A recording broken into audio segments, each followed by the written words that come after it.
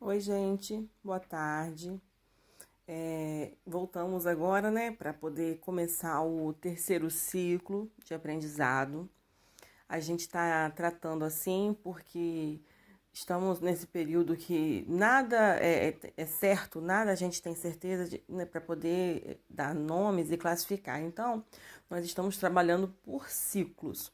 Nós fechamos na semana passada o segundo ciclo e eu já coloquei as notinhas tanto na plataforma como quem entrou em contato comigo no privado. E agora nós vamos começar o terceiro ciclo. Esse terceiro ciclo a gente vai. Tem quase tudo tem no livro. Alguma coisa eu vou ter que fazer materialzinho para vocês. Mas antes de começar com o conteúdo do livro, eu quero relembrar uns conceitos com vocês, tá bom?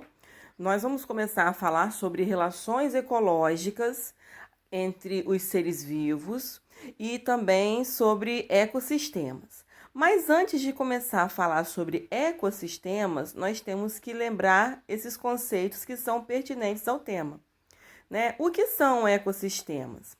Eu fiz um resuminho. Se vocês quiserem, à medida que eu for explicando, copiar no caderno para poder ter como estudar depois, porque às vezes o vídeo sai da plataforma, vocês copiem para poder estudar, tá bom? Ecossistemas são todos os grandes as grandes regiões que a gente tem no planeta que conciliam fatores bióticos e abióticos e a interação do ser humano com esses fatores e o ambiente como um todo. É um conjunto de fatores. Mas eu falei que são lugares, locais, né, como oceanos, florestas, cachoeiras, mas nem todo o ecossistema é grande assim. Porque a gente pode ter um exemplo de ecossistema dentro de um vasinho de planta na nossa casa. Porque também a gente encontra esses fatores. E que fatores são esses? Os fatores abióticos, ou melhor, bióticos, né, para começar, são aqueles que são vivos, são os integrantes daquele sistema que são vivos. Por exemplo, os animais, vegetais, fungos, bactérias de uma forma geral e micro-organismos como protozoários, algas, etc., né? E a raça humana. E os fatores abióticos são teor de salinidade, disponibilidade de luz solar, vento, nutrientes do solo ou de qualquer fonte de nutrientes, né, da água, também tem nutrientes na água, que vão interagir com os fatores bióticos e compor esse ecossistema. Então, resumindo, um ecossistema pode ser gigante, do tamanho do oceano ou da floresta amazônica, como ele também pode se resumir a uma poça d'água no quintal de casa. Porque a gente olha uma poça, acha que não tem nada, mas existem vários protozoários que vivem ali, algas interagindo com o vento, com a luz solar, que vai fazer aquela poça secar e vai acabar, né, matando os seres vivos que existem ali. Ou um jardim, ou um vaso de planta dentro de casa, tudo isso forma um ecossistema, certo? E dentro desse ecossistema, outros conceitos também são importantes da gente lembrar. Por exemplo, habitat. O que é o habitat? É o local onde determinada espécie de ser vivo é encontrada na natureza.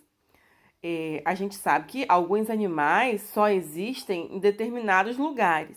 Por exemplo, o urso polar vive no Polo Norte, correto? Todo mundo sabe disso. O urso polar pode até existir em outro ambiente, mas em cativeiro. Naturalmente, o local dele viver é aonde? O Polo Norte. Assim como o panda vive nas florestas da China e se alimenta do bambu, principalmente.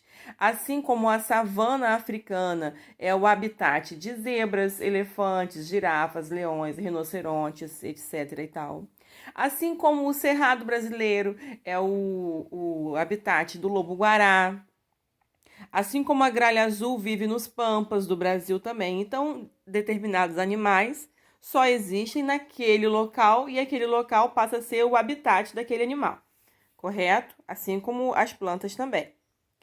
E nicho ecológico. Nicho ecológico é o papel ou a função que determinado ser exerce no local onde ele vive.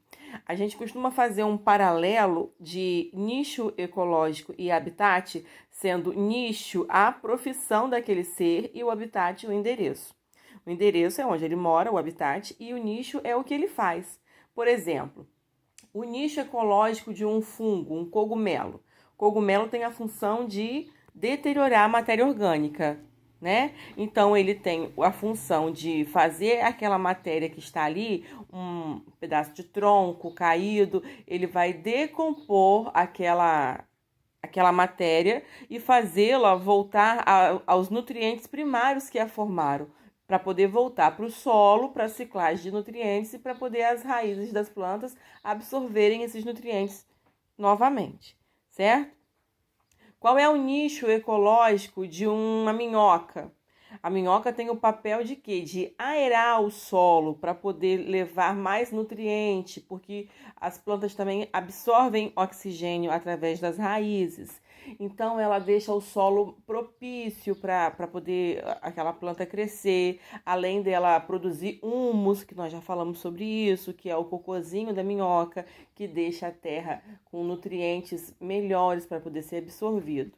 Então, o nicho ecológico, de uma forma grosseira de se dizer, é a profissão daquele ser vivo no ambiente, certo? Comunidade. Comunidade é o conjunto de todos os seres vivos diferentes que habitam aquela mesma região. Numa comunidade você pode encontrar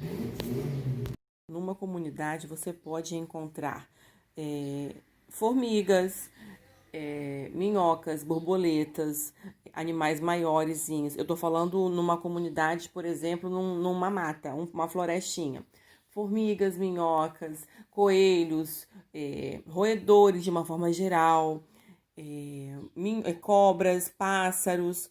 Então, todos esses seres pertencem a espécies diferentes e todas essas espécies diferentes formam uma comunidade daquele local. Uma comunidade de um lago.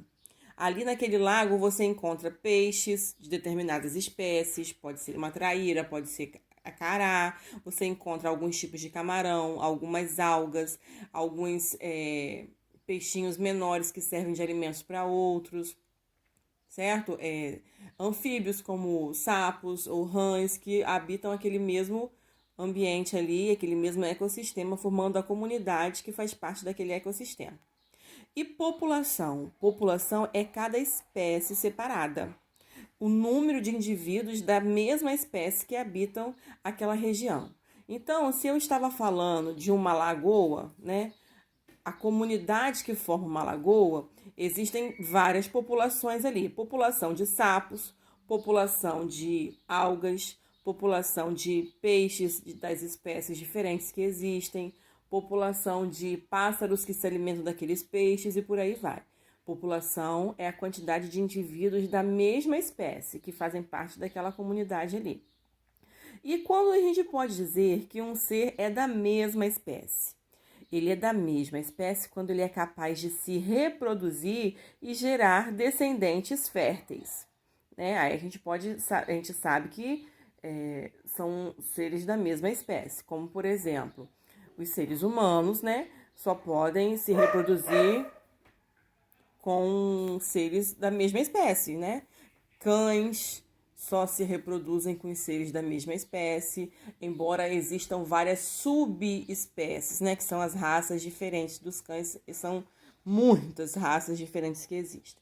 Mas acontece esporadicamente na natureza de alguns seres que não são da mesma espécie se cruzarem, que é o caso que acontece com a égua e o jumento. A égua pertence a uma espécie e o jumento a outra espécie.